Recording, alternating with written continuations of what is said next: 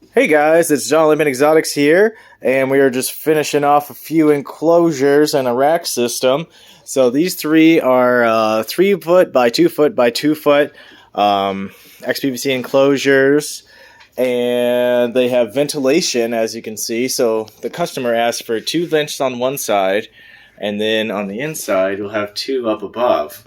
So then there's 2 down low on the enclosure, so that way I guess the heat can transfer through. I will do however you want the ventilation to be done. It doesn't matter to me. Also, these are made with polycarbonate doors, as you can see.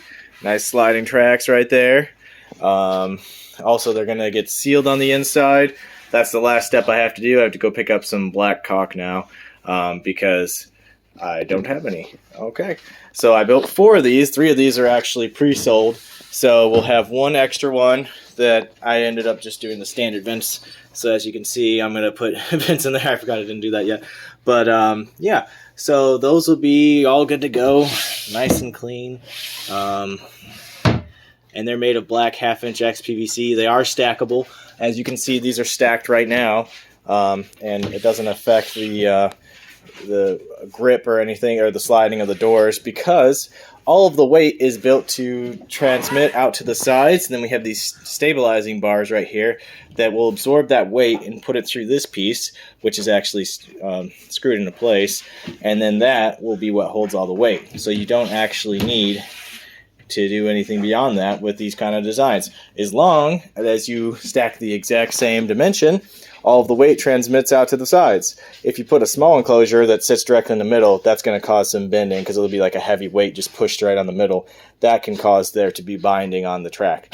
But as long as you're stacking the same kind of rack, or the same kind of enclosure rather, all that weight gets put out to the edge. Okay, so then the other thing I just completed was another combo rack. So this one actually holds 3 different size bins, as you can see, and we got 1 big one. So this is a 6-high combination rack. It holds basically V15s, V18s, or V35-S, which is short. And so all of these tubs are 3.5 inches tall. These are actually what I found to be my favorite hatchling ball python setup enclosure. You can see they're really long. I believe they're around 20 inches, if I remember correctly. Don't quote me on that. But these are actually Freedom Breeder FB5s. So the FB5 and the V15 are actually the exact same dimensions. The difference is the Freedom Breeders have these vents built in, and they also have a water dish built in as an option. I believe Vision also has that as an option. But I found that I like the Freedom Breeder a little bit better because of these ventilation holes. It's nice not to have to worry about that. I like both of them, though. Honestly, they're both great. So as you can see, then this is a FB10. It's the equivalent to the V18 tub. Also has the built-in water dish. So this one holds, I believe, what is it? Let me think. Okay, well, this one holds 8-ounce deli cups. This one holds these little, condiment cups that I believe are, I'm trying to think, it's like 0.32 ounces, something like that. But they're a smaller condiment cup that just sits right in there. That way you can pull them out, throw them away, and they don't flip them, which is always nice.